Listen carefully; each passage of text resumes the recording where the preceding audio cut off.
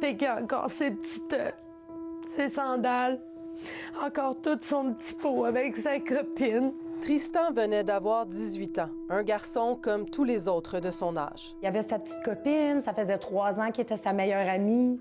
Il se tenait tout le temps là avec ses parents. Tous ses petits copains ici dans le voisinage, ils ont tous des bons parents, qui ont des bons travails. C'est pas un garçon qui venait d'un milieu défavorisé, on a toujours été là pour lui. Sa mère nous le dit, tout allait bien, jusqu'à ce qu'il tombe sur de mauvaises personnes avec de mauvaises intentions. Je pensais pas que Tristan était dans la criminalité.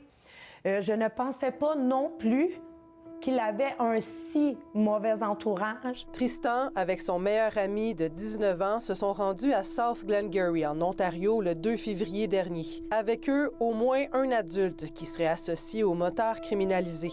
Les jeunes devaient participer à une invasion de domicile. On leur a promis 2500 $ chacun, selon nos informations. L'occupant de la résidence se serait défendu et a ouvert le feu. Tristan et son ami Eddie ont été tués par balle. C'est irréel, Je me dis que c'est impossible que mon fils, on a pris sa vie comme ça. Comment un jeune d'à peine 18 ans a bien pu se retrouver dans une organisation criminelle? Aujourd'hui, la mère de Tristan s'adresse aux autres parents. Les loups de la rue s'est rendu extrêmement dangereux et ils sont extrêmement préparés. Et enjôler des enfants comme ça, pour eux, c'est rien. Si moindrement vous sentez que votre enfant change de comportement, d'habitude, a de l'air d'être un peu plus tristounet, d'avoir le cœur un peu plus lourd, forcez vraiment pour gratter. Assurez-vous aussi de savoir qui sont leur fréquentation.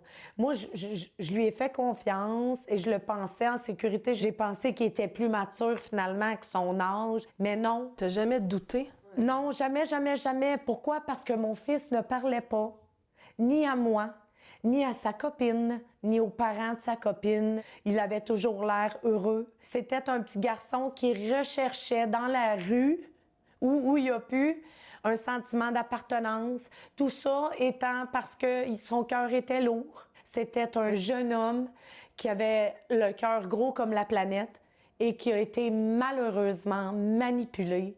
Et contre son gré, ils lui ont fait faire des choses qui l'ont mené à sa mort.